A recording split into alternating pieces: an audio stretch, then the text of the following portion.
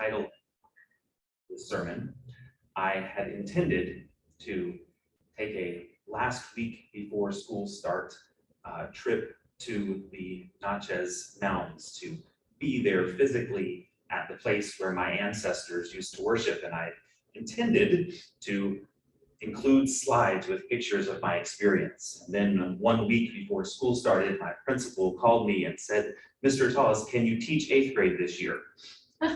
And so, rather than going to visit the place where my ancestors worshiped, I began moving things to my new classroom and planning and prepping for a new year. So this sermon will be a bit shorter than originally intended, and there may be a part 2 that comes later on after I'm able to make my trip. But nonetheless, sacred fire. In the temples of the Natchez people, a sacred fire burned perpetually. It was cared for at all times by 2 guardians. According to an ancient Natchez tale, it happened one time that one of these 2 men left the temple. While he was away, his companion fell asleep. When he awoke, he realized the gravity of the situation. Wishing to avoid punishment, he ran to the door of the temple and called to a passerby, "Sir, would you please bring me some fire to light my pipe?" Thinking nothing of the guardian's request, the passerby complied, and the guardian relighted the temple with a profane fire. Soon thereafter, sickness took hold of the royal family, who were known as the Sons. 9 great sons, the leaders of the Natchez people, died in a period of 4 years. During this time, the guardian knew that his actions must be the cause of the great son's morbidity, but fearing for his own life, he kept quiet. Finally, the guardian of the fire became sick, and knowing that the end of his life was near, he decided he should tell the truth. When the great son heard the confession of the guardian, he assembled the elders, and by their advice, it was resolved to go that very day to wrest fire from another temple. Thus, the sacred fire in the temple was restored, and the curse was lifted. How much of this story is true, I do not know. It is one of the few stories that remain of a people for whom so much has been lost. In the late 17th and early 18th century, European explorers, mostly French, began making contact with a confederacy of indigenous people living along the banks of the Mississippi River. These people called themselves people of the sun. But as European explorers often did when they encountered indigenous people, they made up their own name for them, calling them Natchez, after the name of one of their villages. In their journals, the French explorers wrote that of all the indigenous groups they had encountered, the Natchez were by far the most powerful and the most interesting. French explorers were intrigued by the Natchez people's culture of hospitality, their well-organized villages, agricultural system, and political structure, and most of all, the beauty and intricacy of their religious activities, which occurred on ceremonial mounds and in temples built centuries before. But despite the explorers' fascination with the Natchez people, their hospitality proved to be fatal. Over the next several decades, the French settled close to the Natchez villages, and in 1729 led a genocidal conquest against the Natchez people, massacring them and driving them from their land. The Natchez people became refugees, most of whom found safety with the Cherokees, Chickasaws, or Creeks, and were eventually forced to relocate west to Oklahoma. But that same year in 1729, 26 Natchez families petitioned the colonial government of South Carolina for refuge. And not because they cared for the Natchez, but because they hated the French, the English colonists granted their petition, allowing them to settle among the Cusco Indians just outside of Charleston. Those 2 tribes merged into one community with a shared culture and identity, an identity we have had to fight to maintain. Because we lived along the Edisto River, we came to be called the Edisto Indians, which is quite the misnomer, since the actual Edisto people, for whom the river was named, were decimated by English slave raids and disease in the 17th century. But after centuries of surviving by isolating, in the 1960s, our community reclaimed our names and organized ourselves as the Natchez Cusco tribe of South Carolina. For the past several decades, we've made great strides to rebuild what was destroyed by colonization. We've reconnected with other Natchez people and tribal groups. helped to preserve what is left of our traditional language, and kept our culture alive through song, dance, and regalia. While my identity as a tribal member and my connection to our community and culture has always been central to who I am as a person, the religious or spiritual component of my indigeneity was always the exception. At some point in history, my people had embraced Christianity. Then around the same time my tribe was reclaiming our tribal identity, a Pentecostal revival swept through the community. So if you had asked me 20 years ago about my religious heritage as a Natchez Cusco person, I would have told you stories about my great-grandfather, the well-respected deacon and Sunday school teacher at Little Rock Holiness Church. Or I might have told you about my grandmother speaking in tongues on the fourth pew at Giveon's Pentecostal Holiness Church. I might have told you about my grandfather, an alcoholic and philanderer whose life was changed when he burst into the church during a prayer meeting one night and cried out, "Can someone help me find Jesus?" Looking back at my religious heritage, I could never see past Christianity. Having been taught that any religious or spiritual heritage that preceded colonization was evil, something my people had been saved from, I saw my ancestors as people who walked in darkness until they saw the light of Christianity. And so I never considered what my ancestors believed until everything I believed fell apart. But I was forced to face the reality that I did not believe what I had been raised to believe, what I had even preached from the pulpit.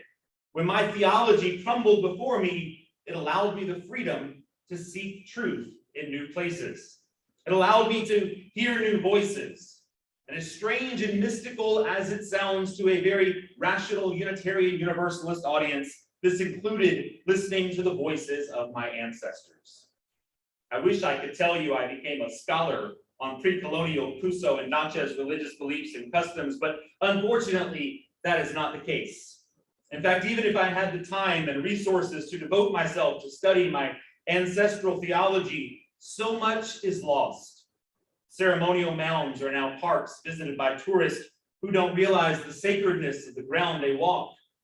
Most of the stories, traditions, and ceremonies that were once part of our oral history have been lost as our people were forced to focus on survival.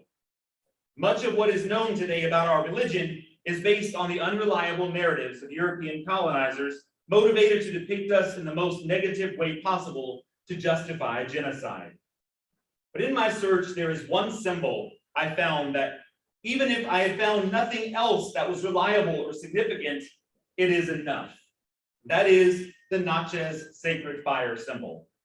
It is one of the few primary sources of knowledge about the Natchez religion that remains today, and it has spoken so profoundly to me that I have made it a permanent part of who I am.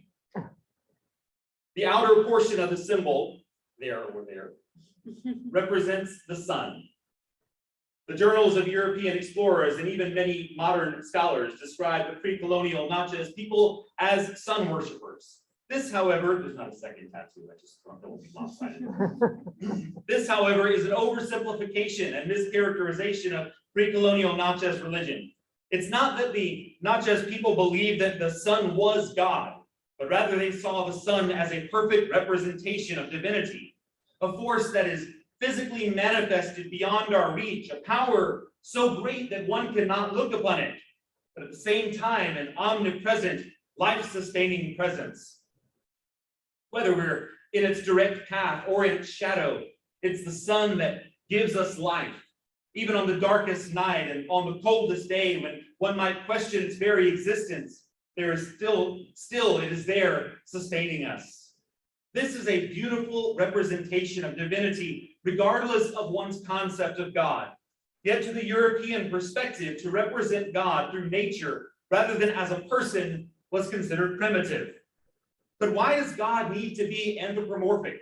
Why must divinity mirror humanity to be personal? God does not need to look like me and act like me for me to relate to the divine.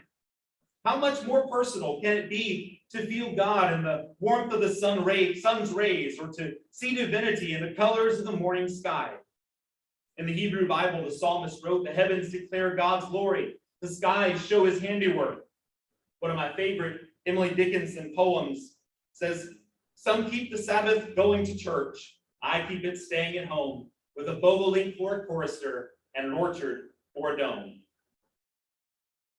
I myself do enjoy going to church, but there is nothing I can offer you in a sermon that can reveal God to you any more than the sound of the waves, the sight of changing leaves, or the smell of fresh rain. Inside the circle of the sun are 4 circles, representing the fires that burn perpetually within the Natchez temple. The outer sun represented divinity as an omnipresent, life-giving force. The 4 inner fires, fragments of the sun that dwell upon the earth, burning perpetually, represent divinity in all of creation. God, in Natchez theology, was not merely a being that was out there somewhere, but a force that is present all around us and within each one of us. To the Natchez, divinity is not merely represented by nature, but nature itself is divinity. And as part of the natural world, humanity is divinity. This view of God that connects me to soil, to the air, the water, to plants, and to animals changes my relationship to the natural world. I am not just an inhabitant of the planet, I am its ally. Recognizing the divinity of all humanity shapes my view of justice. The same divine spark that dwells in me animates the homeless man I pass on the street, the undocumented immigrant living in fear of deportation, the woman working harder than her male colleague for less pay. I may not be impacted by every issue, but injustice against any person is injustice to all persons. Recognizing my own divinity shapes the way I see myself. When I was a kid at age 9, I made my way to Vacation Bible School, where I found evangelical religion, despite neither of my parents attending church. Because I was only 9 years old, before I could be baptized, the pastor had to come speak to my parents. When he arrived at our house, my dad, who was a long-distance truck driver, was outside washing his truck. They shared some small talk, and my dad told him where he would be driving for the next few days. The pastor said to my dad, "Out there on the road, you need something to believe in." My dad responded, "Yes, I believe in me." It would take decades for me to embrace the theological tenet my father had learned, in his case, not from an ancient Natchez symbol, but from a John Lennon song. But had it not been for an understanding of the divinity that resides in me, I would never have attempted to change career paths, especially a path that requires a minimum of 3 years of seminary, then a full-time unpaid internship, all while working full-time at the age of almost 43. But it's hard to be self-deprecating because I believe a sacred fire of divinity burns within me. Divinity means I am enough. I am an almost 43-year-old man who still has crazy romantic notions of meeting someone I will share my life with. I confessed to Mortimer here at church, he's not here this week, last month, something that is quite possibly the gayest thing about me, that I often imagine myself strumming an acoustic guitar and serenading my future husband at our wedding while singing "Cowboy Take Me Away" by the Chicks. If this ridiculous daydream of mine does happen to come true one day, that would be wonderful. But it is not necessary for me to be complete. I am divine. I am enough. Through the symbol of sacred fire, my ancestors spoke to me. They spoke to me what the transcendentalists call the oversoul or the universal one, what the Hindu greeting Namaste expresses: the divine in me bows to the divine in you.